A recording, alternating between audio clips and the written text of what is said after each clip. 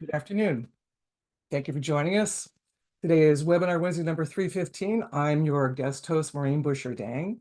I'm usually in the background doing the production while Kelly's out front here. And we're glad to have you here today. He's on assignment. And we'll be back next week. I'm very happy that we're going to have Melissa Forziat today. We've had her plenty of times before. And she's great on marketing. I think you're going to really enjoy what she has to go over today. So let's get going. So what's up today? Well, we've got a scam to go over today. There's an email scam that's been coming across our desks that's targeting small businesses. We'll talk about that. I'm going to share with you a marketing spring cleaning checklist. And then, of course, I think you probably all know that California's minimum wage increase took effect April 1st. Kelly's going to go over that some next week when he returns. The employee retention credit amnesty is, already done. However, I was looking online yesterday, and that may return. I don't know, but we'll keep you posted if it does. The status quo on the beneficial ownership information, although I know, how that's going to shake out, but you haven't put in for that, online. You need to really probably consider doing that. Kelly's on assignment, like I said, and we'll return next week on the 10th. We're going to have a rockin' webinar for you then that you won't want to miss. As always, your questions are answered live. Please put them in the chat box, or excuse me, in the Q&A or the chat box for that matter, and we will answer them at the end of Melissa's presentation. I'll put today's resources in the chat box once she gets started, and we're going to have a poll. So let me stop my share and launch the poll. So today's question: what topics would you like to see on Webinar Wednesday in the future? More loan options, accounting, financial cash flow, marketing, social media and e-commerce, current topics, programs and trends, economic information and studies, human resources recruiting and managing employees, business planning, marketing, research and analysis, or national regional speakers and topics of interest. Now, if there's something you don't see in here that you want to see, please go ahead and put it in the chat. And that would just be Marvy if you would do that. So we've got a little over half of you who've answered. Thank you so much. So what topics would you like to see on Webinar Wednesday? I'd like to get this up to where we're, 2/3 or 3/4 of you answering. More loan options, accounting, financial cash flow, marketing, social media, e-commerce, current topics, programs and trends, economic information and studies, HR, recruiting and managing employees, business planning, market research and analysis, one of my favorites, national, regional speakers and topics of interest. And Jeffrey, thank you for adding another one in the chat. So with 80% of you participating, I'm going to end the poll and share the results. And I thank you for your participation. So here's what we have. We've got 10% more loan options. Well, let's see, what's the top banana here? We've got, of course, marketing and social media and e-commerce with 81%. We've got, let's see, what's the next one after that? Business planning, market research and analysis at 57%. Then accounting, cash flow, et cetera, at 29%. Current topics, programs and trends, 43%. And looks like it's a tie between economic information studies and national regional speakers and topics of interest. And HR comes in there at about 1/5 of the way in almost. Thank you so much for participating. So this is not a very good one, but I was able to do a screen capture of this email that's going around. And I'm sure, as a lot of you know, it's not too hard to try to copy logos and some of that such out there. And so this just wasn't too long ago where it went out to somebody. And so they've put on there, sometimes you have to hover your mouse over to see who sends something. But anyway, they've got it to where it looks like it's coming from the SBDC. And now if you kind of go down, if you can see down here where they're talking about, they're going to deposit your funds in 2 or 3 days, SBDC or SBA, we never do this, okay? and never ask for personal information or business information. And what over here is they're saying they're going to make a deposit within 2 or 3 days, but there's going to be a fee. And so they want you to share all of this personal information that, most of us would never do. I'm sure 99% of you wouldn't, but we want to get this on your radar. And then there's a fee that you would have to clarify. So a few things that, they want to make sure that we remind everybody, okay, is that if you receive an email that says it's from the SBDC soliciting or SBA, any type of business loans or grants, first of all, do not respond to the sender. The SBDC does not provide loans. All we do is we provide no cost assistance to our clients and help them locate and apply for capital and various lenders and funders, okay? SBDCs never will request your social security number or any banking information. So never provide personal or financial information to an email request unless you're absolutely sure to whom you are replying. And even then, I don't know. And if you do receive a solicitation, or if this looks familiar and you have, we would kindly ask that you report it to your local SBA district office. In this case here in our area, it would be in Fresno, and there's the phone number, 559-487-5791. Okay, so I'm going to go over this marketing checklist. And I'll also put this in the on-demand that I'm going to send out afterwards after everything gets all wrapped up and edited. So or you can do a screenshot on this. So I thought it was, after Easter and all that fun stuff, and it's gorgeous out right now, why not do a marketing checklist? And actually, this has come up with a lot of clients I've been dealing with lately. So first off, I would suggest review your website with fresh eyes and start with the homepage. It's even like billboards. You got 3 seconds on a billboard right when you're driving past. Did your message get across to whoever is driving and their passengers? Well, in this case, you're going to want to check out your homepage. So, and you got to have a fresh set of eyes on there where in the mind of your target market, who your consumer is. So on the first glance at it, do they know what product or service you offer? And what benefit is it to them or to their company? And how can they connect? Make it easy for them to connect. That's all within the first few seconds when they're on your page. You want more questions and you want them to have an easy time getting a hold of you, right? Okay, so then the next thing is check all of your profiles and online platforms. This includes Google Business Profile, LinkedIn, social media platforms, and directories like Yelp. And a lot of types of businesses, like if you're an attorney, will have platforms where, like Avo, if I remember, Avo's for the attorneys. So, and they're directories. Okay, so you want to check all those different ones that you can find out there. And so here's what you want to look for. Do you have the login and password information for each platform? Client I dealt with the other day, she had somebody doing the business profile and she didn't have access to it. So this is why this is coming up. Do you know who is responsible for posting and maintaining each of these? You may have somebody who, is responsible for all of them differently, but you need to know and also have your admin privileges yourself. Which leads me to, do you have admin access in case that person leaves? Because that's a bugaboo, I will tell you from experience in trying to straighten that out if you don't. Okay, so take care of that now. Google your company to see what is being said out there and where. Excuse me, respond to positive reviews. You can also use those on your website. If there are negative reviews, you want to respond politely. Don't just let it sit there. If there are inaccurate reviews on your Google business profile, you can flag it for removal. And then set up a Google alert. I like to do this with clients where you can see what's cropping up there about on your company. You can even use it to monitor your competitors. It's a good thing for that too.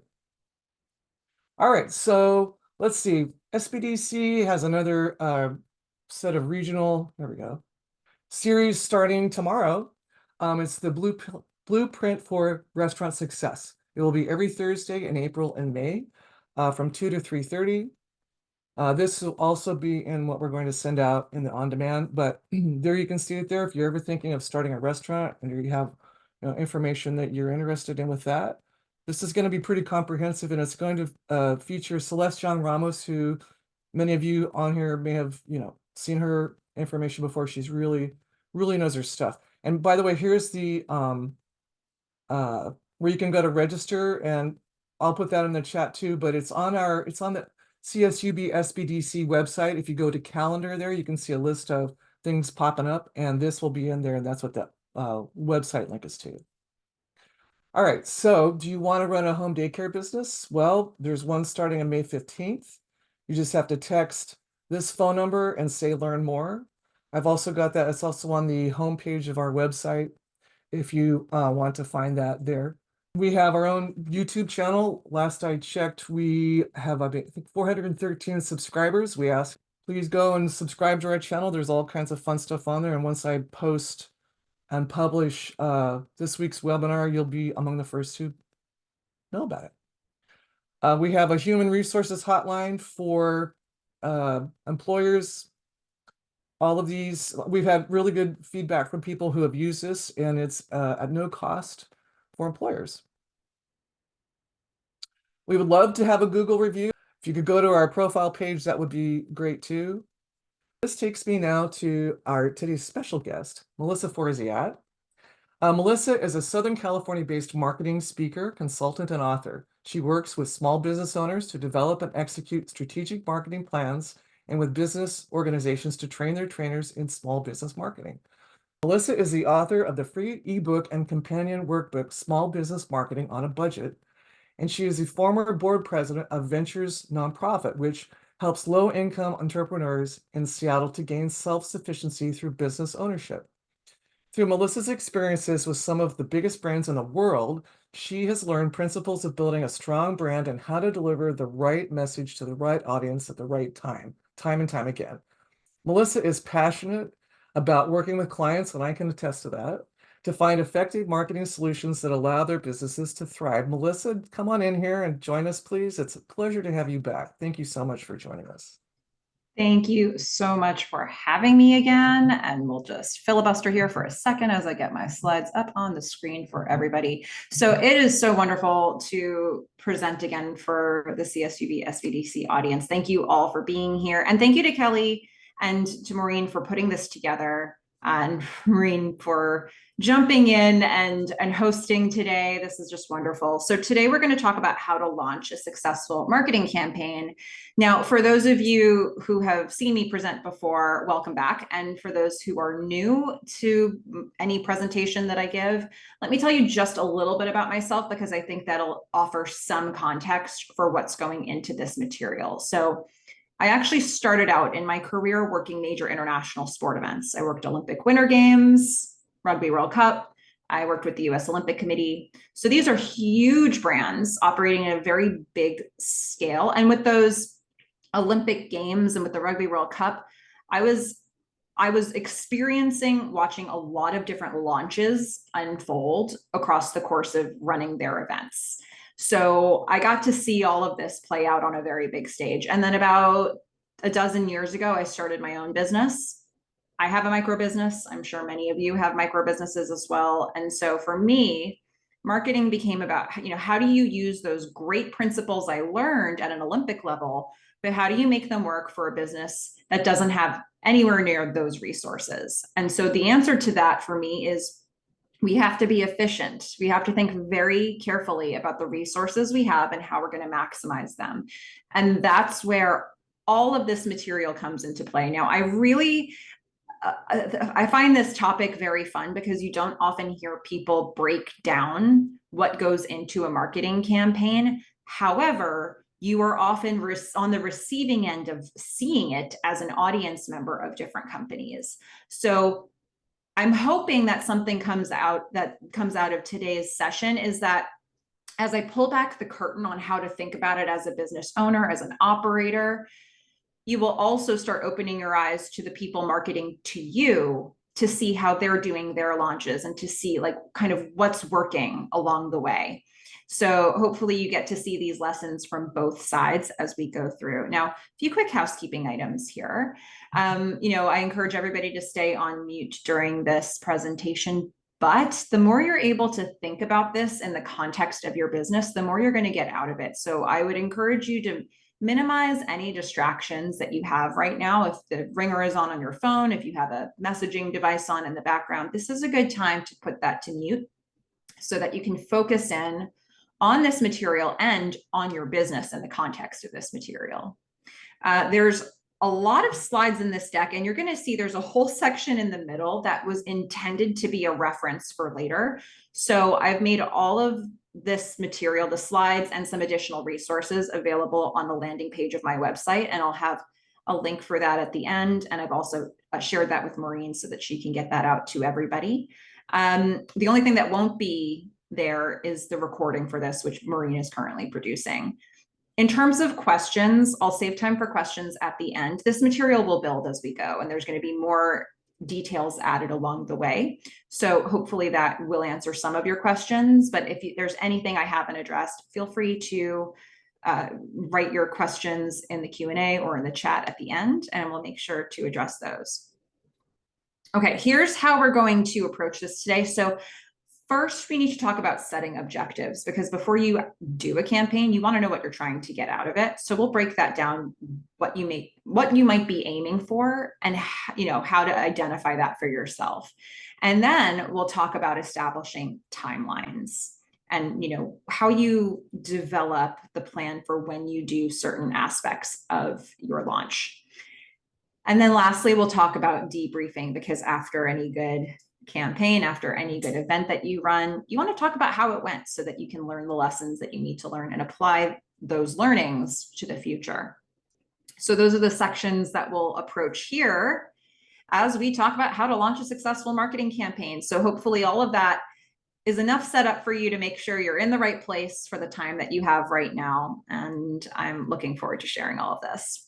All right, let's jump in and talk about this idea of setting objectives. A lot of times, small business owners, a lot of time people in general, are just moving so quickly, and we're tackling so many things, and there's so much on our to-do list that we don't have a moment beforehand to stop and say, why am I doing the things that I'm doing, and what am I trying to get out of them? However, if you don't define success, you are unlikely to have success. So, if you can really assess what that looks like for you, you can start moving towards what those goals are in a more efficient way. So if you think about the types of campaigns, and I want to put some context, because when I say how to launch a successful marketing campaign, what am I even talking about? Well, first of all, an event can be a campaign. Large or small events are all campaigns. Any new messaging that you're doing, any new, if it's a new slogan you're releasing, or if there's anything new that you want to say to your audience that feels like a reveal, that is also a campaign you can construct. And that could be a rebrand as well. Rebrands should be something intentional and really thought through. And that is saying everything about our brand is making a shift right now. Product or service launches are also a campaign that you can do. And that doesn't necessarily rebrand the entire business. It just makes something new available in your services. New partnerships are a thing that you can launch as well. And that might be something that you've been working on a while. It might be something that you do with frequency, but being able to leverage another business and sort of link their brand with yours in some way, that's a whole reveal that you can make as well. Contests. Usually this is the type of thing, it's a limited time duration, often longer than an event, but it has sort of a similar structure behind it from a marketing standpoint. And that's something that you can launch as well. And then new programs. So, where some of you might have new products or new services that you want to launch, some of you might have new programs, especially if there are any people who are on this session who are from nonprofits. You may think of things in a more programmatic way. So any of these things can actually fall under what I would consider a campaign, a marketing campaign, because ultimately they give you an opportunity to talk about what you're doing for a while. Any of these things can be the backdrop for a lot of marketing messaging in a very concentrated way. And so we want to maximize all of these opportunities. Now, of course, in order to make any of these things work for your business, you really do need to understand what it is you're aiming to accomplish. So defining success before you start is a critical piece of this. And for those of you who are sole proprietors or, single owner LLCs or don't have any employees on your team, you might be able to sit down by yourself and define this. But if you have multiple people who are working on a project with you, ideally you get consensus, you get buy-in from everybody involved on what success looks like. And it's not always an easy process to get that, but it's important that you all decide what are the things that are going to make this worthwhile for us? What are we aiming for? So everybody on your team is working towards the same objectives. So what are some options of things that could be goals for a marketing campaign? I've made a quick list here to give you some ideas. So first of all, from a marketing standpoint alone, you could be looking at brand awareness. Maybe it's simply about making sure more people have heard about your business name or the product or service that you offer. Just people can't buy what you sell if they've never heard of you. So at some point, brand awareness has to happen. And it could be that your goal is just to get a lot of awareness out there. Now, another very specific goal is to get website traffic, getting people to your website. There's certainly an awareness component with that, but there's also something measurable with it here too, where you're saying, I want to be able to get people to a website we built so they can find out what this business is doing overall. And that's usually something that you can measure as well on the back end with something like, let's say, Google Analytics or any analytics tool that you've hooked up to your website. Now, a slight cousin to brand awareness would be establishing reputation. This isn't just making sure people are aware that your business exists. It's helping to put some clout behind it and say, here's why we're good at what we do. Here's why you should believe in us. Here's why you should trust us. So this is more of a PR mindset than a marketing mindset, but starting to build reputation is something that you can either do just any day that you need to because you want to start building trust with the audience, or sometimes it's a thing that companies will do when their reputation is damaged and you want to do something to sort of change the conversation that's happening. Another goal could be building stakeholder relationships, and that could be any kind of stakeholders that feel important to your specific business. Depending on what the structure of your business is and what type of business entity you have, you might have different types of stakeholders involved. But this is about saying people who are external to the organization or the company or the business that you're running. You want to use this campaign to really leverage those relationships, to include them, to shout them out, to make them feel special. Now, another marketing campaign goal that you could have is generating actual leads. And believe it or not, none of those things that I just mentioned necessarily entail generating leads where you get people's contact information and can contact them again. So this is where, if this is your goal, you have to really think about how you're going to take all those steps of the process and get people to sign up for something or identify themselves to you. Now, you can either be looking to do this from the standpoint of volume, you want just a lot of people signing up, or you can do it from a standpoint of quality. And those things are not always the same. Sometimes we get a lower volume, but we get a higher quality, depending on how we're going about, what we're offering and what we're trying to generate leads for. Now, an extension of this is increasing revenue. When you're doing a campaign where you're trying to generate leads, you might also increase revenue along the way.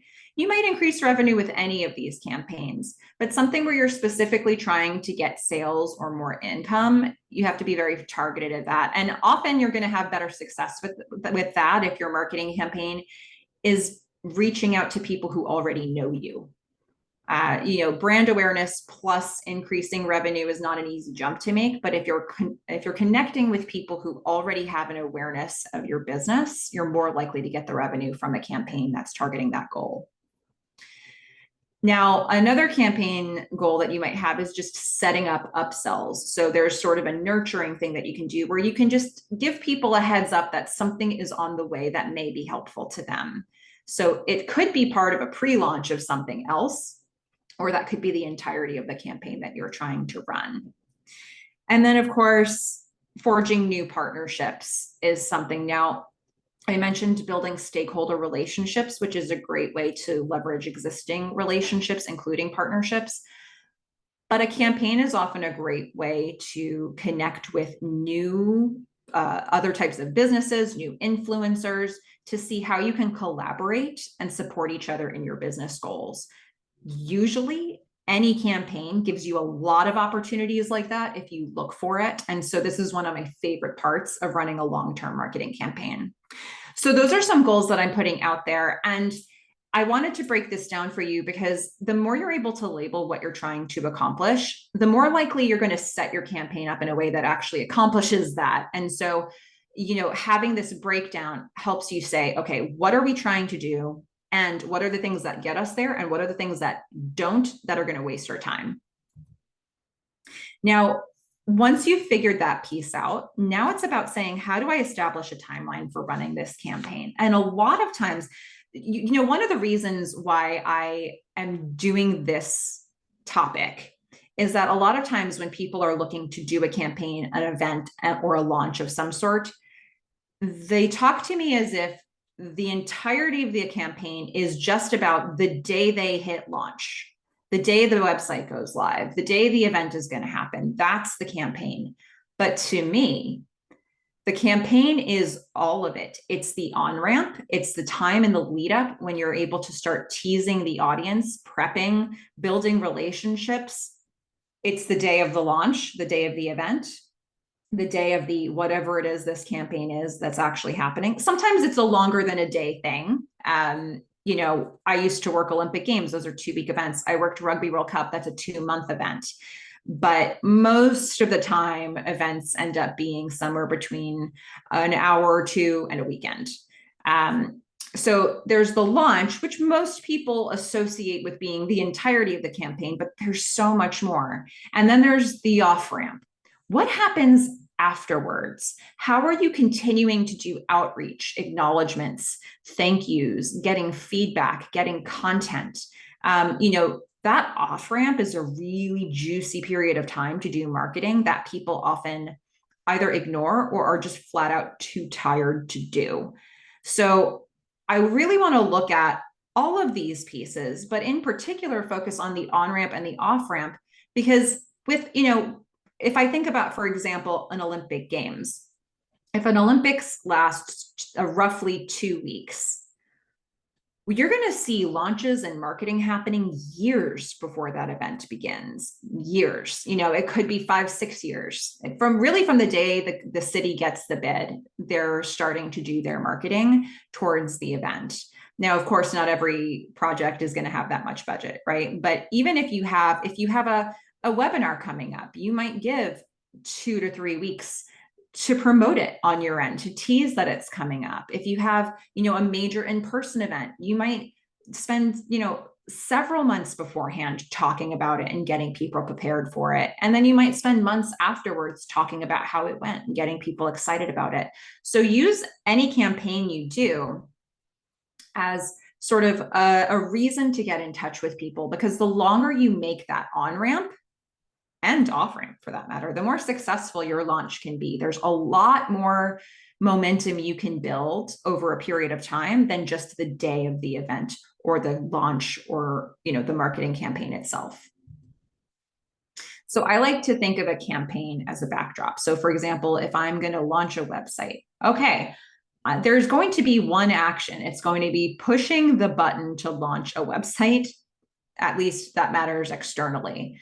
But how can you then use that action to talk about it for months and months, for as long as you possibly can? How are you working on it? How are you, what's the effort that's going into it? What other people are involved with it? What are the steps of the process that you're doing? What worked well? What didn't work? How can you start teasing this? And then afterwards, you can talk about what people's experiences were with the launch that you just had, what the feedback is, what the results have been numerically in terms of data that you've collected. So there's all these different ways that you can talk about things. And it's about really giving yourself the space and the time to get that information out to people, because it's all an opportunity for you to stay in touch. Okay. So this slide is your warning. When I get to slides that look like, there's going to be a lot of slides that look like this design here, that I'm just going to be adding details to them along the way. And you're going to think to yourself, Melissa, you have some nerve creating a slide deck with all these slides that look so similar to each other. But these slides are meant to be a reference for you for later, for if you're planning your own marketing campaign. It's hopefully going to help you have a guideline for how to build your own timelines. So the setup here is we're going to start putting things into this structure where I've got sort of that broken line in the middle that says launch day. This is the day of. It could be the week of, it could be the 2 months of the Rugby World Cup, whatever your thing is that you're launching. How long is it? Is it an hour? You put the day of it in there, and then we're going to talk about what happens in the on-ramp, that pre-launch phase, and what happens in the off-ramp, that post-launch phase. So we're going to build out what's in this format here over the coming slides. But what goes into each section, that's going to be different for each of your businesses, but it's going to have some logic. It's going to pull from a certain subset of things that you want to consider. So here are some examples of channels of marketing that you might consider to plot into that structure of your timeline. So it could be things like, what information are you going to put on your website? What information are you going to do? Any blogs or any videos or, any content that's related to this campaign that you're doing? Are you going to put that out in a newsletter and share it with your mailing list? Do you have different segments of your mailing list? Maybe you're just going to do an email or a text blast to a certain segment. Maybe you don't have something that's regularly going out, but you want to make sure that you insert this information. Whether you do or do not have a regular newsletter, you could do something that's just about this campaign. Social media, if you're using social media, there's a lot of opportunity there to share updates, to share content about your process. If we go down to the next level, podcasts or interviews, are you doing any sort of earned media or PR opportunities where you're getting an opportunity to speak with other people and you've dropped information about the upcoming campaign? Partner outreach, who can you reach out to that you already know or that you'd like to meet, that you'd like to start working with through this? If you have a physical location, you might put on-site signage or information about your upcoming campaigns somewhere in your store or shop. If you don't, you might send out physical information through something like a mailer, where it's going through snail mail. Targeted ads. There are a lot of places to put ads, all different kinds of places. So understanding if you want to do this strategy, if you have the budget for it, and what channels would be right for that is something you can add here. And then of course, that last level, PR features, any articles that are being done, any third-party content that's coming out about your business or your launch is something that can be folded into your marketing plan. Stoking word of mouth. How can you get people talking about it? What are all the ways that you can get people having conversations about it? And some of that's going to happen through these other things that you're doing as well. Do you have a really large event and you're going to do other self-hosted smaller events in the lead up on the way to it? Make sure you use those to mention the bigger event you want to get people to, or the bigger launch that you want to get people to. And then separately from that, if there's a community event, an event that you're going to be at that you don't run, where there's an opportunity for you to talk about what you're up to. So this is an example of things. It's not a completely comprehensive list, but there's quite a lot on it. And this is a chance for you to start thinking about, if you have any sort of a campaign coming up, what you might do is grab this slide, print it out, and start circling the ones that you think that you can leverage. Make some notes about, specifically what opportunities you have within these. And then from there, we can start plugging those things into that basic timeline structure that I showed you earlier. So that structure, if we look back at it here, okay, so let's say you pick your launch date, your event date, your whatever the campaign is going to be. What date is it going live? So let's say here we say it's going to be March 15th.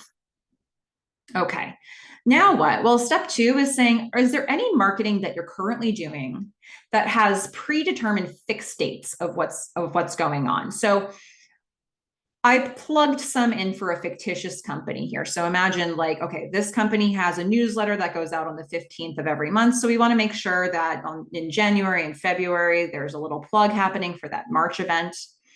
Maybe on February 5th, there's a networking event, maybe like a Chamber of Commerce event or some other community event that you're going to be at. So you make sure you plug that date in because you want to make mention of it. And then maybe there's a self-hosted webinar that you're planning on doing in the lead up to this launch on March 1st. Okay, so those are some dates.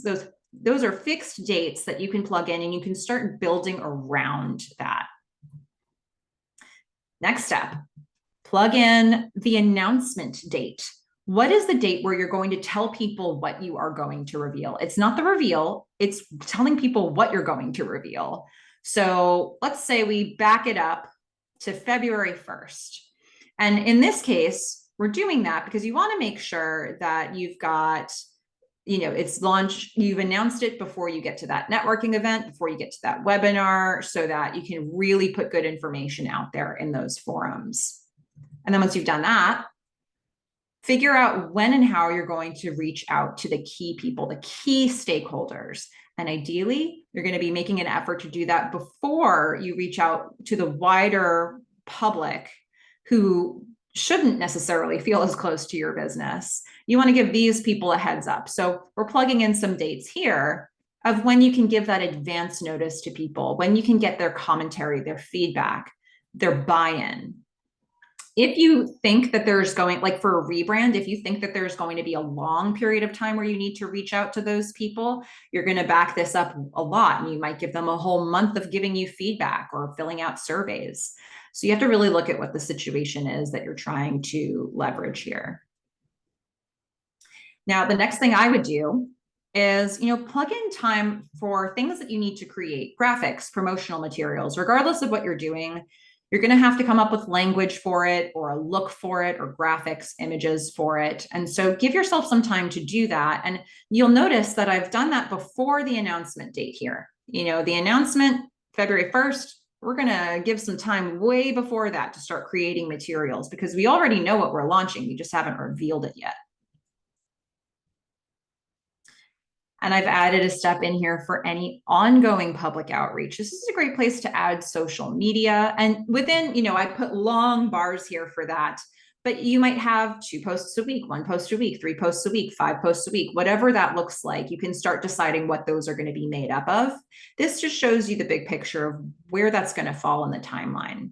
If you have people sign up for the webinar, that's a great opportunity to do an email sequence afterwards, for that 14 days in this case in between. How can you get those people to get a few emails from you to remind them to sign up for that thing that you're launching? So you can see I'm just keep adding layers of detail as we go. And now I might look at what happens in that off-ramp. Right? So I'm going to take a look at what are the fixed dates of things that are happening. Well, we've still got those newsletters. So I'm going to plug those in.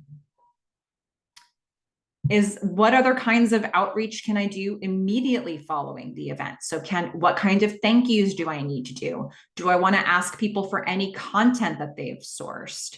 Do I want to check in with my partners and see how this went for them? And once you've got all that information, you can start sharing that content, sharing quotes, sharing people's images and crediting them. And you can do that long-term on social media. So or through newsletters or through whatever else you're putting out there. So, that first week or two, usually following an event, is a great time to do that initial follow-up and get people's feedback. As you can see, there's just so much that you can do to make the most of a major campaign. part of the way that we make it work is by really having because a lot of times we forget about what happens in the off ramp, and we're so tired that we don't even want to think about it. You worked so hard to launch the thing, and now you just want to sleep it off, or get back to regular day-to-day work. But if you can make a list of what types of stuff you want to share afterwards, what kind of content or data or information you want to collect, you can gather all of that during the launch, during the campaign itself, so that it will be easier to start doing that follow-up afterwards. If you don't plan for this, a lot of times we miss these opportunities, and this is some of the best, most rewarding marketing that you're going to do, especially in terms of brand awareness, if you're going to do another campaign later on. So I do want to make sure to save enough time for questions, but I do want to touch briefly on this idea of debriefing, because you thought about what success looked like before your campaign started? Did you achieve it? You have to have a way of knowing that before you move forward, because otherwise we just end up in this cycle as business owners where we just go from campaign to campaign, event to event, and we never really know what worked. To avoid that, to stop that cycle, having a time for debrief in that off ramp is important. Build some analysis. And now a couple things you might do. You might ask these questions yourself or with your team if you have one. Ask questions like, did you accomplish your objectives? You wrote them down already. You had decided what they were. Did it happen? What data did you collect that helps support the argument of whether or not you achieved your objective? Did you get feedback? Did you get qualitative feedback from people, either from key stakeholders or for the audience at large? But also, this is a really good opportunity to check in with your team, with anybody who helped you implement the process. What worked well? What didn't work well? Because if you're going to do more things like that in the future, you're going to want to have that information captured so you can use this as an opportunity to make a change.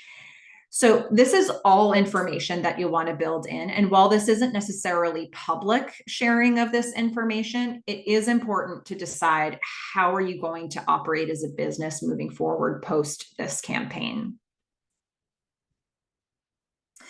So I know that's a lot of things to think about in a small bit of time, but I want to save plenty of time for questions in case any of you have any campaigns or anything that you're looking to launch. It would be fun to see, what lens to look through for what you're doing here. So I want to save this time for questions. Feel free to get your questions into the Q&A or into the chat. And again, it might be about setting objectives. It might be about establishing those timelines. Could be about debriefing and how you approach that. But what types of things do you want to know about? Now, as you get your questions in, two quick things I wanted to put here on this one slide. That top link here is the link to that landing page that has both this entire slide deck and some additional resources that I'm throwing in. It just doesn't have the video of this recorded session. Maureen will couple that with all of this.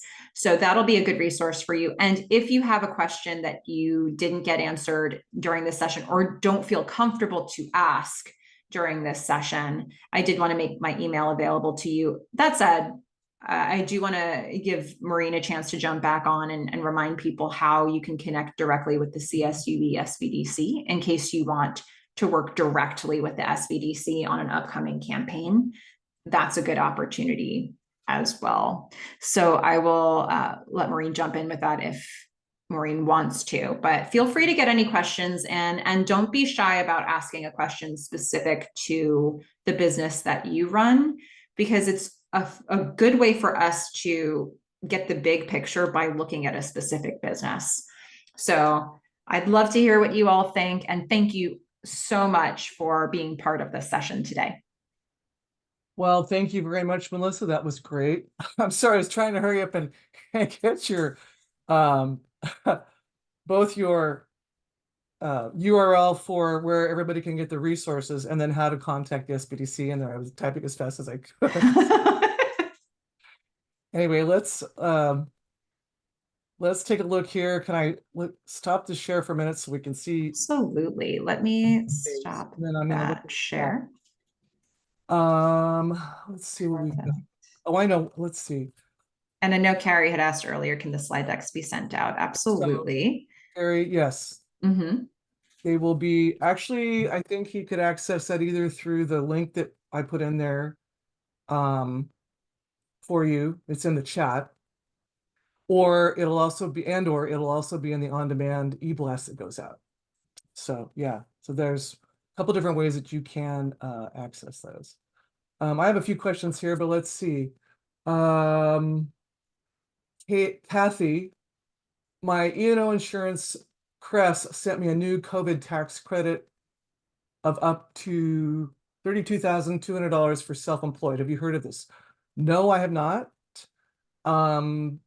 That's curious. I'm going to share that with Kelly so we can get you an answer for that. Kathy, I will pull your email off of this so we can get that. That's odd to me, but okay, let's see. Oh, you already did put your, let me see, never mind. Thanks from Idaho. All right, and then, okay, we got a lot of thanks in here, so let's see. You know, if anybody's got anything where you have a campaign or an event even, please throw your questions in the Q&A or in the chat, and we'll check those. I'll check back here in a minute. And I do see a question here from Ron. Okay. Do you see any current value in guerrilla marketing? Absolutely. And I think for those who want a working definition of that, I mean, I think about it as just like, what are the creative ways that you have an opportunity to reach out to people that aren't necessarily traditional marketing, but are just creative solutions? And I think a lot of times that works, especially for brand awareness. You know, I've found that if you're not like pushing people towards the thing you want them to buy, guerrilla marketing can be very effective, where you're just sort of showing up and you're saying, in an unusual way that they're not really expecting, and you're saying, hey, here I am doing this thing. And it's often a very interesting way to start a relationship with somebody that's brand new to your business. If you have, like, if your goal is something like revenue generation from a campaign, then typically that'll work better with people who are already in your pipeline in some way. You'll probably get better results with that segment. So that's something to consider with that. But I'm always thinking about what are the creative, unusual ways I can come at somebody from this sideways angle so I can get their attention. That's always part of marketing for me. That's for sure. Okay, let's see. We've got Jenna asks, any tips for maximizing visibility for nonprofits? Finding it a challenge to ask for donations right now. Well, it's probably always a problem, but now is probably. It's a really good question. So I think in your case, you want to look at both the long game and the short game.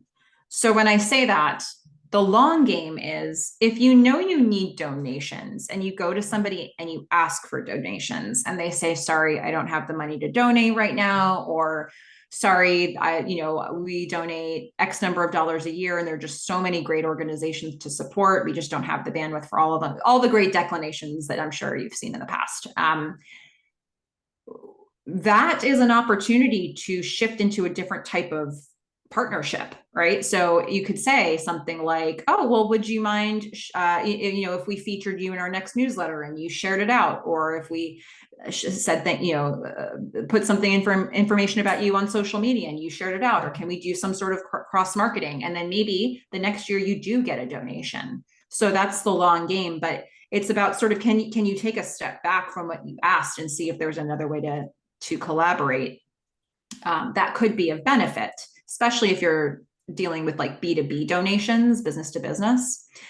And then, in terms of other channels to get out there, I mean, I think the thing about nonprofits is that if you're doing good works, there's probably people who believe in your mission. So are there other nonprofits that you can partner with? Are there other local community businesses that reach a similar, that have programs that benefit the same type of people, but in a different way? I'm a huge fan of partnership marketing, and it's often a very cost-effective way to market a business, any business. But if you're a nonprofit, you definitely have to be looking at cost-effective solutions. So that's something I'd probably look at there. Okay, great. Carrie asks, what do you think the best media types are to deliver marketing material through?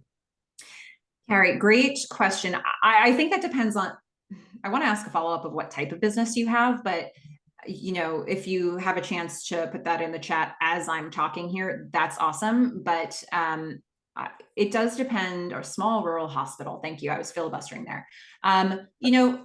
So let's say for a small rural hospital, you might be thinking about, first of all, do you have emails of people? Whose emails do you have? How can you reach out to them? What is the best, most compelling way to get information, like format of delivery for people on the receiving end? Do you have, are there really interesting visuals behind your business that you can share? Well, you're probably going to want to have things go out in a way where you can see the visuals. And that could be social media platforms. It could be image galleries. There could be different ways of doing that. Is it video? Do you have interviews with people that are do you want to build trust for your hospital? Well, maybe you're doing interviews or videos or quick tips from people who work at the hospital so that people can start to get more comfortable. Well, that's going to go out through channels where video is more prevalent, like something like YouTube, like Maureen pointed out before. CSUB, SBDC has that. Is it written communications? Is it storytelling? Well, how can you deliver that information? And also, if you're thinking about a small rural hospital, is it sponsoring the local Pee Wee baseball game? Is it about not so much about your marketing, but just having a presence in the community? So there's all different types of ways to market. And the question is, what is actually going to resonate the most with the specific people that you're trying to reach?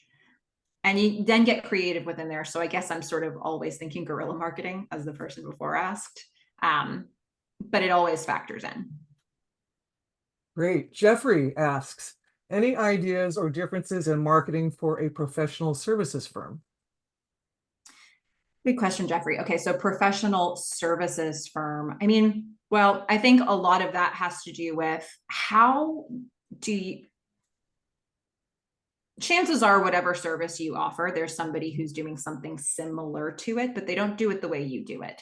So one of the things that I would always want a service-based business to get across is, how do you operate? What is it like to be a customer or a client of that business? What are the business values? What can I expect in terms of how you do business and how you're going to show up, and what that's going to mean for me on the receiving end? So I would say any marketing that allows you to communicate that and to really have that point of differentiation of, this is what your experience is going to be as a receiver of this service.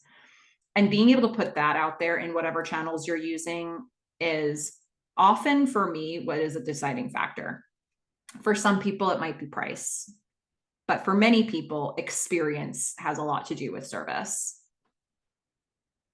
One thing that we touched on some, and not everybody is aware of it. Can you define a little bit of what guerrilla marketing is?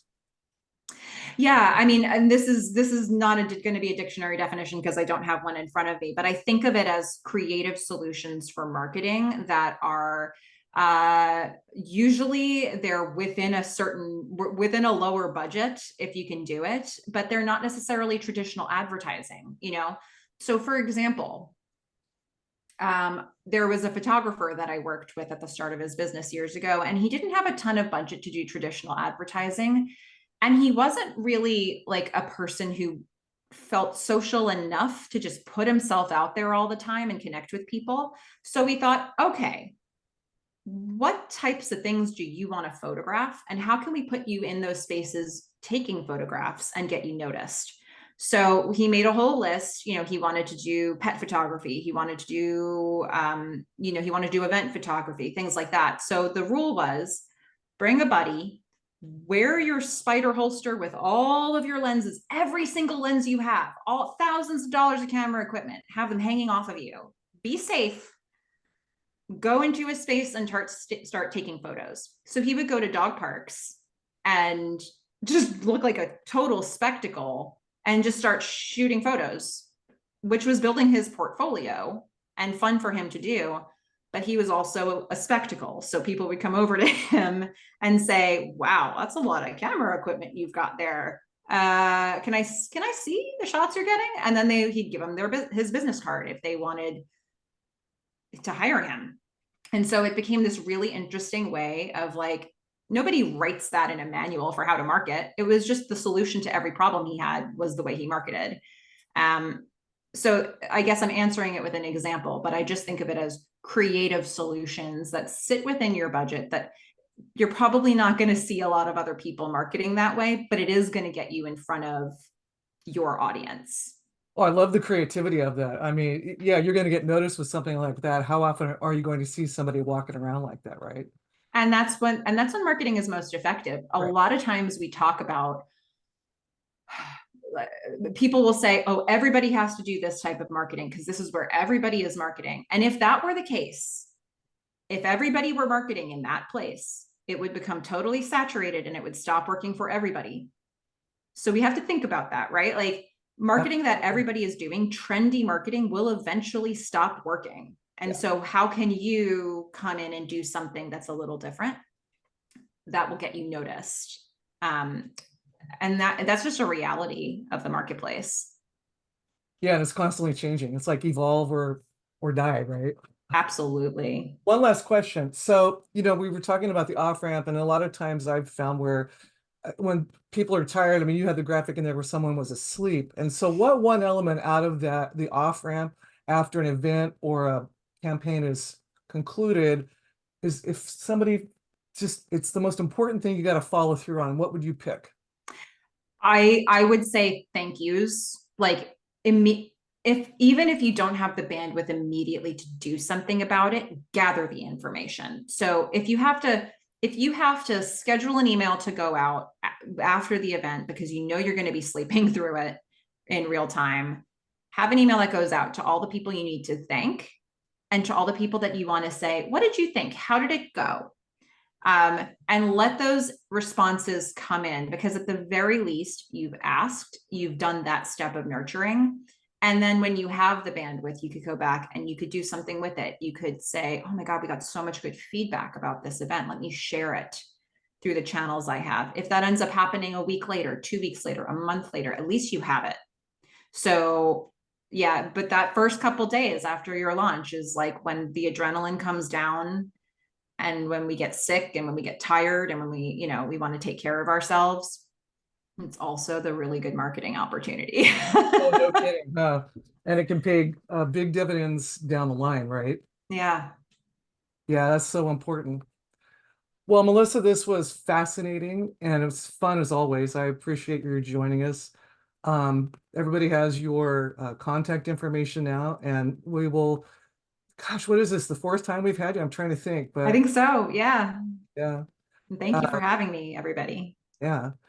All right. So that said, next week, Kelly will be back from assignment and we will have webinar 316 on April 10th.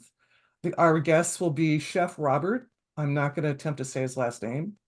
And then Aaron Ariola. We will be on we will be on we're out of the office actually, but over there, I'm trying to remember what in the field. There we go. At Cafe 1600, the Kern High Culinary Arts Program. And if we're lucky, we'll get some lunch out of it too.